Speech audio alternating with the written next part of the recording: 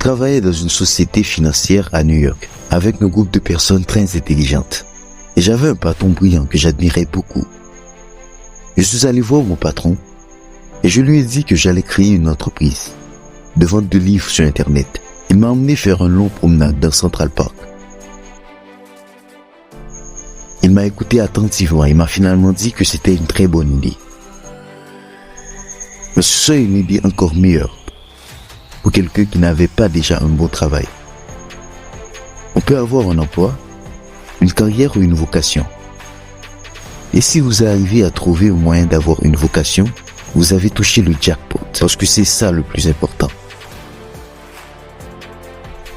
J'ai rencontré Jeff Bezos il y a 25 ans.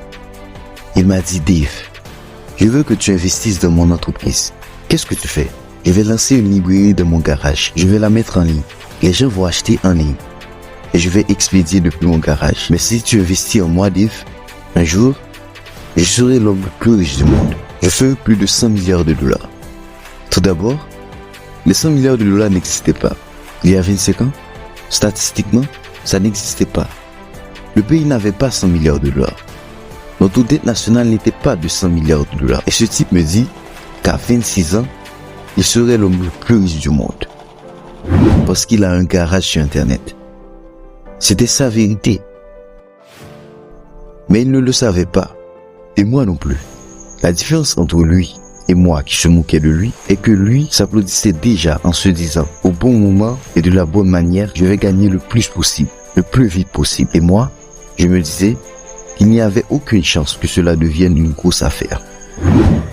Faites quelque chose qui vous passionne. Et n'essayez pas de courir après ce qui est en quelque sorte la passion du jour. Vu sous cet angle, c'était vraiment un choix difficile. Mais en fin de compte, j'ai décidé que je devais tenter ma chance. Je ne pouvais pas regretter d'avoir essayé et échoué. Et je me doutais que je serais toujours hanté par la décision de ne pas essayer du tout. Après mûre réflexion, j'ai choisi la voie la moins sûre, celle de la passion. Et je suis fier de ce choix. Quand j'étais jeune, j'étais un inventeur. J'avais inventé une ferme-porte automatique avec des nœuds remplis de ciment, un four solaire qui ne fonctionnait pas très bien, avec un parapluie et du papier d'aluminium, des alarmes de moule à pain pour piéger mes frères et sœurs.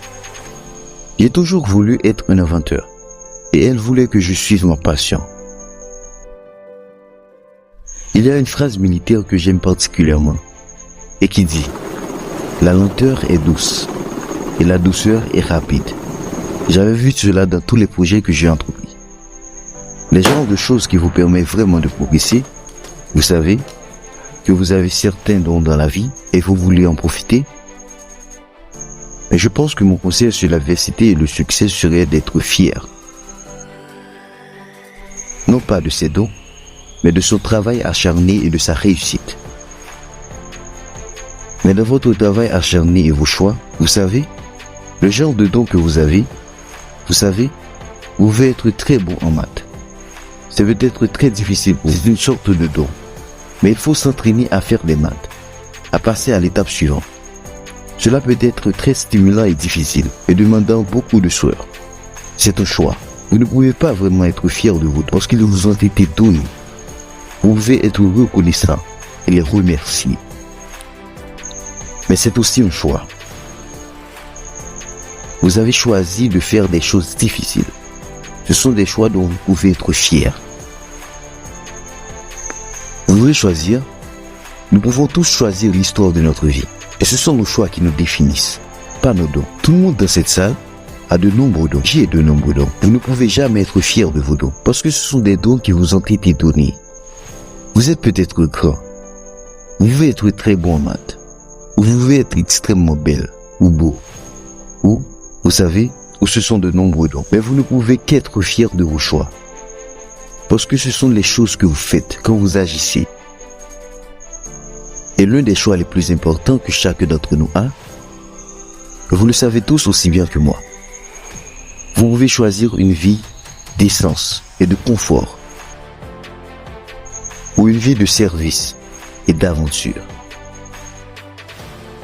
Et quand vous aurez 80 ans, dans laquelle de ces choses pensez-vous être le plus fier? Vous serez fier d'avoir choisi une vie de service et d'aventure. Il n'y a jamais eu de meilleur moment pour vivre. Je veux dire que c'est tout simplement incroyable la quantité d'inspiration que le monde génère pour moi. Et je pense que pour beaucoup de gens, c'est tout simplement insensé. La quantité de changements, d'émotions et d'opportunités. Votre vie, la vie que vous créez à partir de rien, sur vos propres bases, comment allez-vous utiliser vos dons? Quel choix allez-vous faire? L'inertie sera-t-elle votre guide ou suivrez-vous votre passion? Suivrez-vous le dogme ou serez-vous original? Choisirez-vous une vie de facilité ou une vie de service et d'aventure? Allez-vous fléchir sur la critique ou suivrez-vous vos convictions? Allez-vous bluffer lorsque vous avez tort ou allez-vous vous excuser? Protégeras-tu ton cœur contre les rejets ou agiras-tu lorsque tu tomberas amoureux? Joueras-tu la carte de la sécurité ou seras-tu un peu plus téméraire?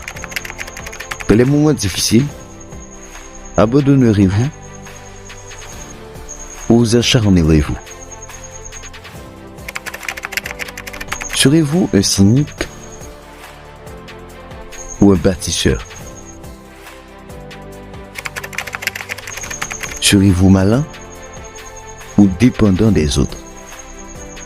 Ou serez-vous gentil? Chaque fois que vous trouvez un moyen de fournir des outils et des services qui permettent à d'autres personnes de déployer leur créativité, vous êtes vraiment sur la bonne voie. Vous savez que vous avez beaucoup de chance si vous avez une carrière. Beaucoup de gens finissent par avoir un emploi. Si vous n'aimez pas votre travail, vous n'y parviendrez jamais. Jules Verne, Mark Twain, Galilée, Newton, tous les curieux de l'histoire auraient voulu être en vie aujourd'hui. Et tant que civilisation, nous aurons tant de dons. Tout comme vous, étant qu'individu qui êtes assis devant moi, vous avez tant de dons individuels. Comment utiliserez-vous ces dons? Et serez-vous fier de vos dons ou fier de vos choix?